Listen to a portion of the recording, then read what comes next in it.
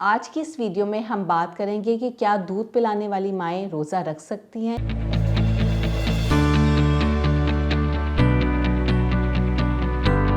Assalamu alaikum everyone, this is clinical nutritionist Maria Nadeem Khan here.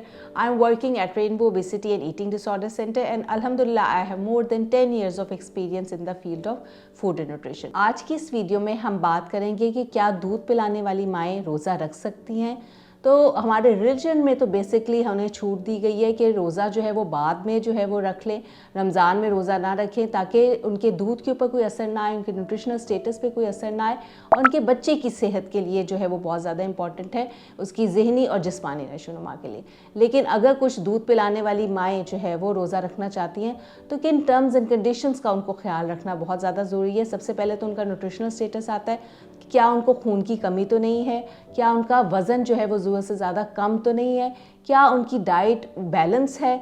तो ये सब questions जो है पूछने की ज़रूरत है कि अगर तो वो इन सब चीज़ों का शिकार नहीं है और अपने रोज़े को अच्छी तरह निभा सकती हैं और उसके दौरान बच्चे को दूध भी पिलाएंगी तो वो हफ्ते में 2 से 3 जो है वो रोज़े रख सकती हैं।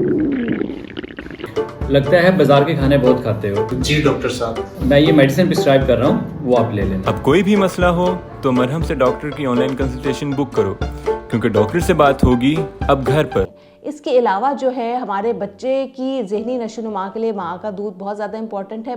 माँ जो है अक्सर डब्बे का दूध भी जो है वो बच्चों को दे रही होती है। तो ज़्यादातर हम फिर माँओं को कहते हैं कि ड्यूरिंग द फास्टिंग और जब वो रोज़े से हों तो वो डब्बे का दूध बच्चे को दे दें और रात के टाइम जो है वो अपना दूध देते हैं। तो इस तरह कुछ चीज़ें जो है मैनेज हो जाती हैं और बहुत सारी माएँ जो है वो रमज़ान के 20 रोज़े जो है वो बड़ी अच्छी तरह निभा के रख लेती हैं। तो इन टर्म्स और कंडीशंस का ख्याल रखना बहुत ज़्यादा ज़रूरी है और दूध पिलाने वाली माँओं को अगर वो रोज़ा रख रही है तो अपनी खुराक का ध्यान रखना बहुत ज़्यादा ज़रूरी है, अपनी बॉडी को हाइड्रेट रखना बहुत ज़्यादा ज़रूरी है।